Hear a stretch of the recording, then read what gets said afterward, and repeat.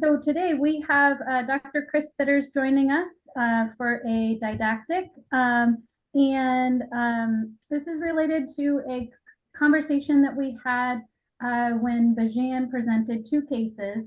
And I found it very interesting that these cases, they were not TB. We're looking more at the workup of TB, but neither case had used a TST or an IGRA in the case description. And I wasn't the only one that found that interesting. So Dr. Spitters is joining us today to talk about the role of TST and IGRA in the diagnosis of tuberculosis disease. And Dr. Chris Spitters, we are so thankful to have him at the Washington State Department of Health. He is our TB medical consultant, and many people have had him as a health officer all around Washington. We all really look to him for all of the wonderful advice. So please take it away. Thank you very much, Lana, for that kind introduction. And it's great to be working with you and the rest of the ECHO team today. And what a great turnout. I see 4 pages of participants. I think back to the beginnings of this when Masa and his team were just getting this going, and it's really been a big increase in participation. So it's really nice, and that's great feedback for the whole ECHO team, I think. So my hope today is to just share with you my screen, first of all, and see that you're able to see my title screen. Can I see a thumbs up there? Or? Looks great. Okay, great. So as Lana mentioned, these lung abscess cases that Bajan presented to us a few weeks back did raise the question of what is the role of tests for TB infection in the context of an evaluation for TB disease.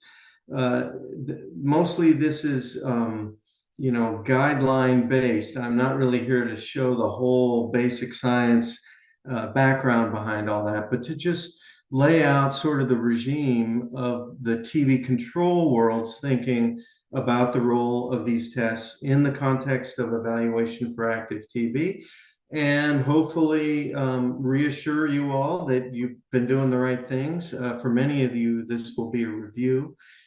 Much of the content of what I'm going to say is an excerpt from the talk I gave last June or July for the Curry Center Intensive on Diagnosis of Pulmonary Disease. And so this refers to a lot of that. So without further ado, I'd say let's move ahead. I have no conflicts to disclose. I have no financial relationship with any commercial interest that is mentioned in this talk. In fact, I don't think there are any commercial interests mentioned in the talk. I am paid for work I do around TB by Washington State Department of Health, as well as by Snohomish County Health Department. And we'll be discussing no off-label uses of therapeutics or devices. As mentioned in the announcement for today's session, the objectives are to help you recognize the role and the pitfalls of tests for TB infection during the conduct of an evaluation for active TB, and to develop an appreciation for those tests' performance in that evaluation, and how that performance is context dependent, namely the level of suspicion for TB before the test is done. And then cite those circumstances where a test for TB infection may be reasonably anticipated to add useful information to the front end of an evaluation for active TB.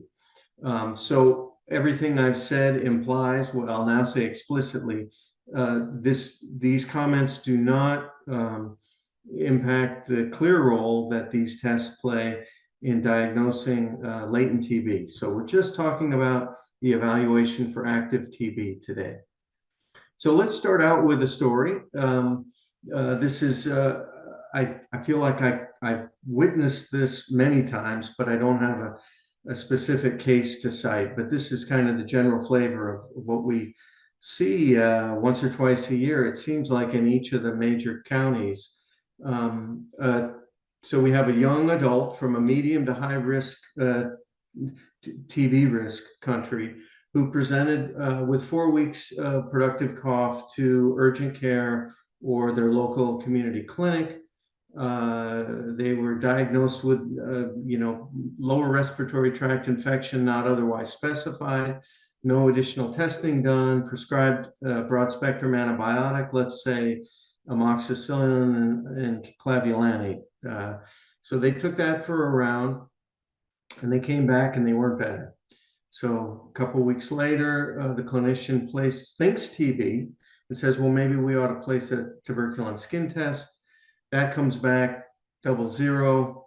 The patient gets prescribed another round of antibiotics, let's say a macrolide, and continues to just kind of slowly deteriorate, and finally kind of gives up on that healthcare setting and just endures their illness until they become so acutely ill that about 2 months later they present for emergency care because they're so sick, and now they've had all these continued TB symptoms and have lost about 5 kilos.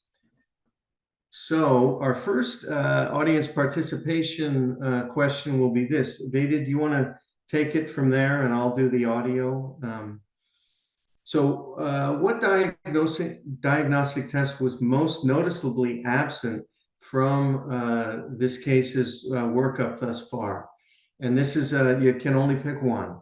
So pick the one best answer that you think applies, and we'll see what folks think.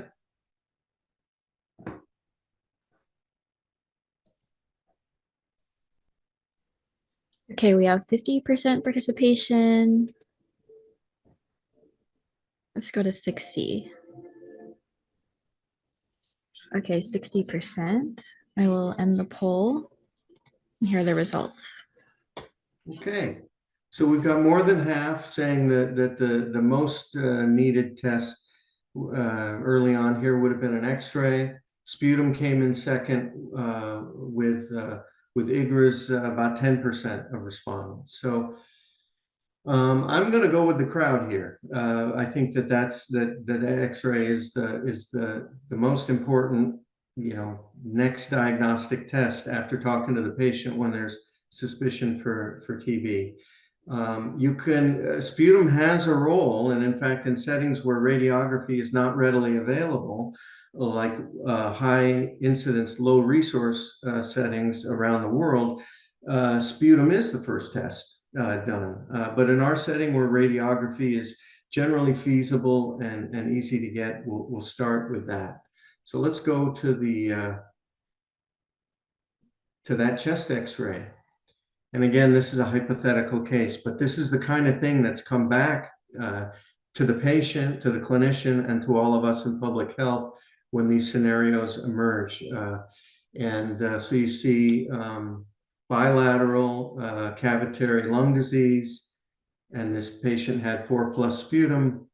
And in many such cases, they've been out there and about for an additional couple of months with additional transmission, and they've gotten sicker and destroyed more lung in the process. And so this is, sort of a typical case of where conducting a test for TB infection and then letting that kind of rule the day, letting negative results rule the day, ends up delaying the diagnosis substantially, with both clinical implications for the patient and their well-being, as well as for the folks around them. And a study from missed TB diagnosis, or looking at missed TB diagnoses in California, this is getting a little bit old now. The front end of the study started 20 years ago and ran for 5 or 6 years, but they looked back on I think it was over 3,000 patients who were ultimately diagnosed with TB, and saw that you can see at the bottom row there, a third of them had been seen within the past year and had findings on that visit that would have suggested workup for TB. And in the last 3 months, it's you see the row 5 to 90. That's row number 3. So in the last previous 90 days, a quarter of patients had been seen and probably could have been diagnosed at that moment. So again, this just speaks to the key role that prompt diagnosis plays and in our efforts, and what the absence of that can result in. So the general sequence of diagnostic steps that we promote in the TB world is, as you're talking to the patient and getting their story about what their symptoms are, also noting their past medical history for prior exposure to TB, previous diagnosis or treatment, any previous skin tests or x-rays, but also very importantly, where they're from and what the likelihood of prior exposure to TB was. Sometimes you'll know that they've already been diagnosed with latent TB with or without treatment. But many times patients, even from high-risk countries, present with active TB with no known prior history of TB diagnosis or treatment. I'll just skim over the top of these. I'm not going to, this is not a comprehensive talk on TB diagnosis. Physical exam, frankly, walking in the room and seeing how they look is probably the most important thing. Typically weight loss, whether they've got wasting, and the physical exam, listening to the lungs, you can pick up pleural effusions. Often the infiltrates are subtle enough to where we don't pick them up on physical exam, but only get them with radiography. And then looking for superficial lymphadenopathy, abdominal tenderness or masses. That kind of rounds out most of what we're able to get out of the physical exam. But then, as I said, we move on to imaging directed at the suspected site of disease, whether that's the chest in the vast majority of cases or elsewhere in the body. In the chest, we usually start with a 2-view plain chest radiograph. And then if there's subtle or uncertain findings, proceeding to 3-dimensional imaging. Often for extrapulmonary sites, you have to start out with 3-dimensional imaging. And then the next step is to conduct specimen collection aimed at those sites of disease, round out the evaluation with routine blood work, HIV serology, often viral hepatitis serology goes in there, and reasonably a test for TB infection, whether it's a TST or an IGRA. And then from those results, we go about our medical decision making as to level of suspicion for disease, and when we're done collecting sputums or done collecting specimens and have the initial results, then the question is, are we going to keep looking for something else and follow cultures, or are we going to launch empiric therapy with or without continuing to look for something else? That's kind of the basic structure of how we recommend approaching this. There are your various, I think my speaking got out of sync with the slides, but here are the various modalities we use for imaging. Certainly plain radiography and CT for the chest, for the body cavities, whether it's the soft tissues of the thorax or the abdomen and pelvis, CT. For bone structures and brain, we go after MRI. And then ultrasound's kind of limited to, localizing lymph nodes or pleural effusions for biopsy, aspiration, what have you. And again, I'm not going to read the whole list, but on the left, we have airway specimens targeted at pulmonary TB, and on the right, specimens targeting extrapulmonary sites, although the first few have overlap with pulmonary TB as well. So as I said, we go through that process, and then you get back your initial results from the mycobacteriology testing, usually a smear and a PCR result. And now you've got the patient's history, their past medical history, what you found on exam, if anything, their imaging, and their preliminary mycobacteriology results, with or without a TB infection test, and let's assume that one's been done. And what I'm trying to point out here is if you look at the base of this figure, which comes from the ATS CDC IDSA treatment guidelines of 2016, this is the framework for that medical decision making about whether to launch treatment or not. Factors that are strongly favoring initiation of empiric treatment are to the left, whereas factors favoring watchful waiting are to the right. And so a positive MTB infection test is, to the left of center. But if it's negative, I'm going to argue later, it's certainly not. The last case showed us at least one episode of that. It's not a deal killer for starting therapy. And there are other factors in the workup much more important: the radiography, the smear results, and the nucleic acid amplification test results, as well as just the clinician's holistic view of what's going on. Other factors that can upon which treatment can hinge is, where are we sending this patient to go if we're not going to treat? And if they're going to be in a high-risk setting, that would be something that might inch us toward initiating treatment, not only for their potential well-being, but again, to mitigate risk to those around them while we confirm the diagnosis. So what I'm gonna, I just am repeating this slide, and then I'm gonna show you a slight switch in it here. Is I don't know for the vast majority of cases that I was involved in that the TST or the IGRA really made a difference, and that might argue for flipping the last two items in this cascade of steps that really, once you decide to treat, okay, then, you get your blood work done and let's get an IGRA at the time.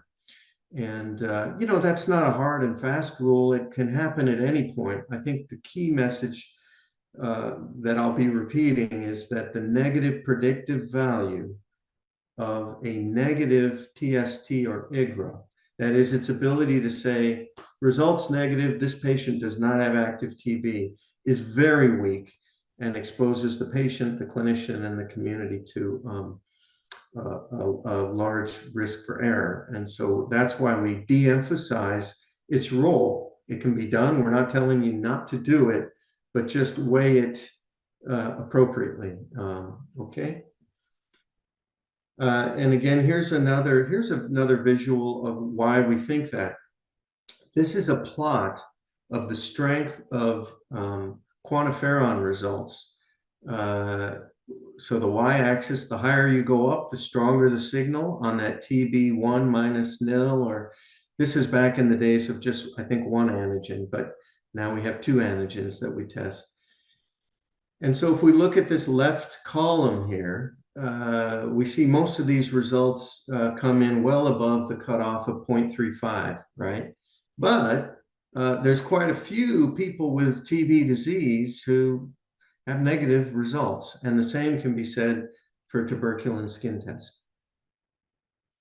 In fact, when we look at this table, is each of these entries is just what I could gather from this list, which is a convenience sample of studies looking at the performance of TST and IGRAs in the diagnosis of active TB. And I just entered the point estimate for sensitivity, specificity, for QuantiFERON, T-spot, tuberculin skin test, if it was in the study. And then if they mentioned miliary TB, I also made an entry there, arriving at this summary, which tells you that if we look, let's just pick the QuantiFERON, that the sensitivity is 80 to 90%, most studies north of 90%. So 9 out of 10 active TB cases will have a positive QuantiFERON. For reasons I don't quite understand, it's a little bit lower sensitivity with the tuberculin skin test, because really QuantiFERON is kind of like a tuberculin skin test in a tube without the cross reaction with non-tuberculous mycobacteria. But sensitivity of QuantiFERON and T-spots a little bit better than TST. Specificity is generally quite high, in the high 90s. That is the ability to call someone who's not infected, not diseased, negative. A little bit lower for tuberculin skin test because of the cross-reactivity to BCG and to non-tuberculous mycobacteria. But highlighting the limitations of the sensitivity of these tests are in miliary TB, where you've got a very sick patient with a high bacillary load. So the high bacillary load is turning the dials on the immune system that can result in an immunosuppressed response. And they're severely ill. They've lost a lot of weight. So they've just also got constitutional features that make their lymphocytes less likely to produce gamma interferon when stimulated, or to produce a bump on the arm when injected with PPD. And so why is this happening? Why is the sensitivity, for instance, of quantiferon lower in a miliary TB patient than it is in a healthy patient seeking testing for latent TB infection? And the bottom line is, are their lymphocytes able to put out the gamma interferon when appropriately stimulated? And these are the kinds of things that can decrease the capacity of those lymphocytes to do that. Infections, as I mentioned, TB, HIV, other infections can, throw the switches on your immune system and actually be directly immunosuppressing, as well as I'm citing above the reduced nutritional status that sick people have that often make their lymphocytes less effective. There's also the things we give patients to reduce their immune reactivity, therapeutic immunosuppressants, surgery, serious or critical illness, and then people born with congenital immunodeficiencies. And I want to hearken back to a comment that Masa made during that session where discussion of tuberculin skin tests and IGRAs came up, and he cited there was a time back when roughly a decade ago when we got a signal from Dr. Cole, who kind of ran the QFT lab in the UW system, saying, we're generating too many indeterminate results out of inpatients. So stop doing quantiferons on inpatients. And I believe that's in general what happened. But this is off the top of my head, and Masa, correct me if I'm wrong, but I recall he quoted a figure, something like 30% of the results that came back from inpatient testing in the UW system were indeterminate because the patients are sick for all those reasons I've just cited, and they can't amount, even with the mitogen, the positive control. Their lymphocytes aren't generating enough interferon to, sort of clear the bar for that being a good mitogen response and a legitimate result from the test. Okay, so there's also all the things we do with the testing. Specimen collection, is it shaken enough but not too much? Is it kept at the right temperature? And does it get to the lab on the right amount of time? Does the analysis go well? And is the analysis recorded correctly, interpreted correctly, and sent back to the clinician and then entered in that system correctly as well? So it's low frequency that we have errors with this, but we do see that, especially at the front end with the specimen collection and handling. And then, of course, there's the confounders that can produce false positive results with the tuberculin skin test, but not as much with the IGRAs, and that's BCG and prior NTM exposure or disease. So that's why active disease, this is some of the background on why active disease is not the best context for conducting these tests, especially that top section of issues I mentioned. So if we take those estimated sensitivity and specificity figures that I cited a couple of slides back and plug them into situations, it can give you an idea of what the result is going to do for you as a clinician and for the patient. So let's pick a scenario like the one we just discussed, right? So a compatible cough illness been sick for a while, has all the features, cavitary chest X-ray from a high-risk country, I'm going to roughly say that just walking in the door, that patient's pretest probability of having active TB is about 90%, at least in the world I've worked in. And there's some selection bias there because by the time TB control or the TB clinic's phone rings, a lot of people have been thinking TB. So there's some bias there, but not too much. So we plug in those sensitivity and specificity numbers, and we get a positive predictive value. That is, if the quantiferon is positive, it'll be so in roughly 765 of 767 or of the 767 people who test positive for quantiferon in that setting, almost all of them do have TB disease because it's so likely that the patient has TB. Conversely, we only get a negative quantiferon result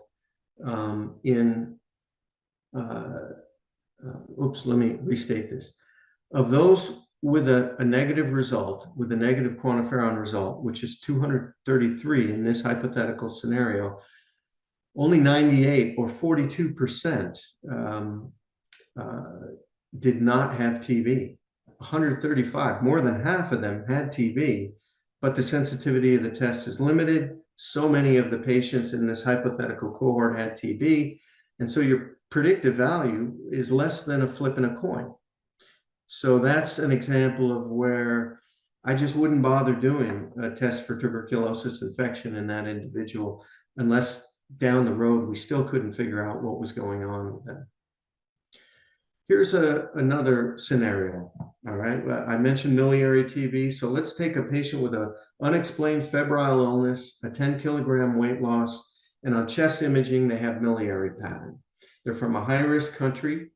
The differential diagnosis, I would say, in that setting is a little broader because I forgot to mention, they're severely immunosuppressed. Let's say they're a TNF-alpha blocker recipient for autoimmune disease. So there are other infections, fungal, bacterial, even mycobacterial that it could be a malignancy. So let's say only 70% of this cohort of 1,000 has TB. Then, and that's where you see that at the bottom of the TB disease column, there's 700 of those with disease, 300 without.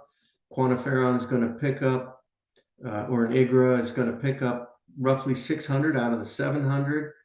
And most of the people without TB disease, and this should be 294 here, I'm sorry, not 194. Will have a negative result. But so again, with a positive quantiferon, 595 out of 600 had TB.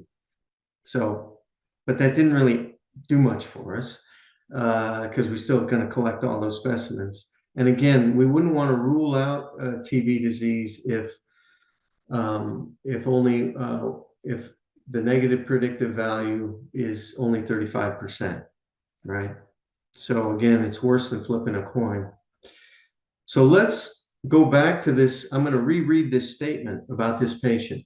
So they've got an unexplained febrile illness, let's say that's been going on for a couple of weeks.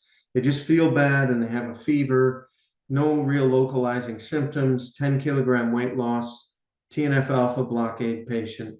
Their last dose was a month ago, and they're from a country with a background rate of TB of 200 per 100,000 per year, so high-risk country. So my question for you is, what specimens would you consider pursuing in this scenario? Sputum for NAT and AFB work. If that sputum and NAT are negative, a transbronchial biopsy to get tissue. Because as Masa taught me many years ago, before it spills over into the airways, miliary TB is initially a perivascular phenomenon. It disseminates through the blood vessels. It sets up outside the blood vessel, but also outside the airway, and only later, with progression, does it spill into the airway. Would you collect urine? from this patient or even blood from them to try to isolate the organism. So have a go at it there. I'll make my vote and let's see what we get. Okay, we are at 51%.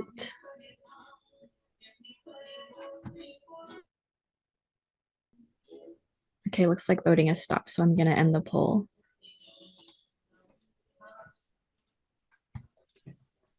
All right. Okay, well, I like what I see. The top two answers are incorporate getting sputum. So as the public health disease control effort, we're on it there, and that's great. So that's the, imaging, then specimen collection. And then, this is partly a sort of an effort to lead you on further that if those smears and PCR come back negative, especially in the context of miliary TB, further work needed. There's no guarantee that sputum culture if it is TB, is going to be positive because maybe there's no TB in the airway. Maybe it's all in the interstitium. So that's why I would proceed down the pathway of pursuing all those to try to maximize your cumulative diagnostic yield. So first is to get tissue that's outside the airway through a transbronchial biopsy. Occasionally, pulmonologists are reluctant to do that for us because of the real but small risk of pneumothorax and other procedure-related adverse effects. But generally, we want to see that tissue to see the granulomas, see if we can see the organism with staining, get a NAT done on the unfixed specimen, and get a culture on that, which is likely to have higher yield than sputum. And often they'll also do a lavage or bronchial washings at that time and submit them as well. And then this is just my pitch I don't know that I'd collect urine and blood in every patient for whom miliary TB is suspected, but in immunosuppressed patients, they do, TB bacteremia is usually rare and transient. Obviously, this patient, if it is TB, did have TB bacteremia. That's how it seeded the lungs. But it's hard to detect, but in immunosuppressed patients, for example, patients with HIV and a CD4 count under 100 who have had AFB blood cultures done, up to 25% can be positive. So you do add to your yield, and that same blood that's going around and could be picked up through the blood culture also can seed the kidneys and end up putting TB in the urine. So that's why I advocate for that sort of full list in such a patient. I wouldn't do that on just a standard pulmonary TB patient. If your smears and PCRs are negative and there's any doubt about whether to proceed with empiric therapy, the next step would be pulmonary consultation to consider further sampling. Okay.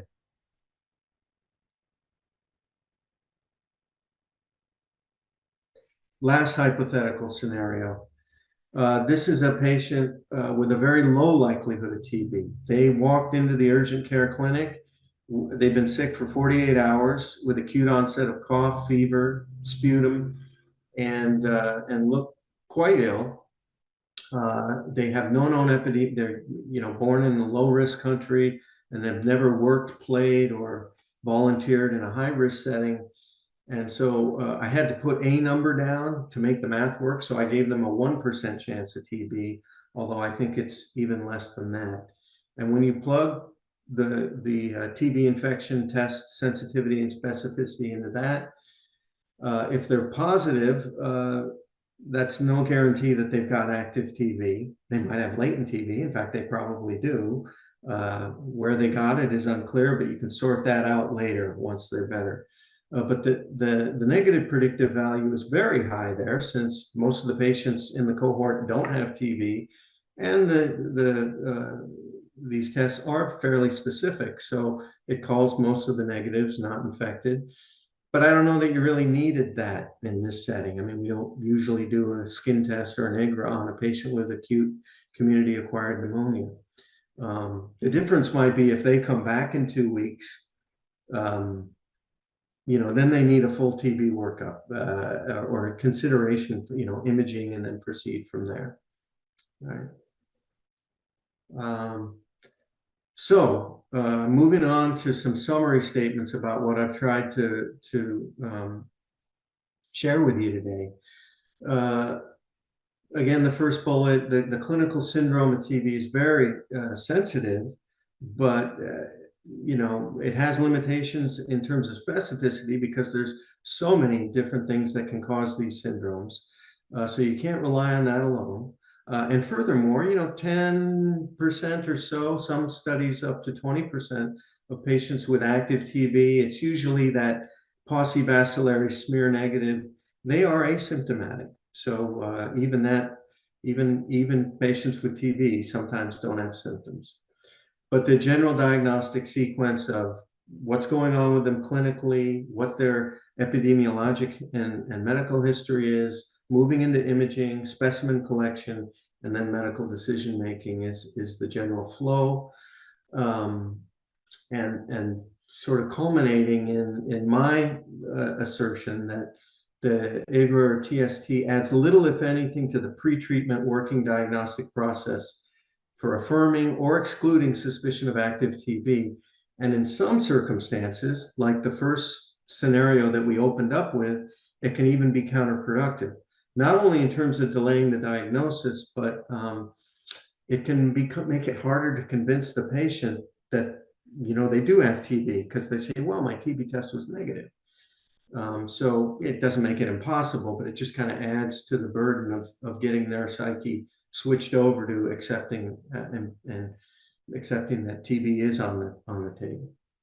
A few more comments. Again, this is primarily, it's the limitation of these tests in this context is primarily due to, one, the limited sensitivity in the context of disease, particularly in severe disease, and then the fact that in patients from high-risk settings, about a quarter of them are infected with TB, but that doesn't say necessarily that they've got active TB.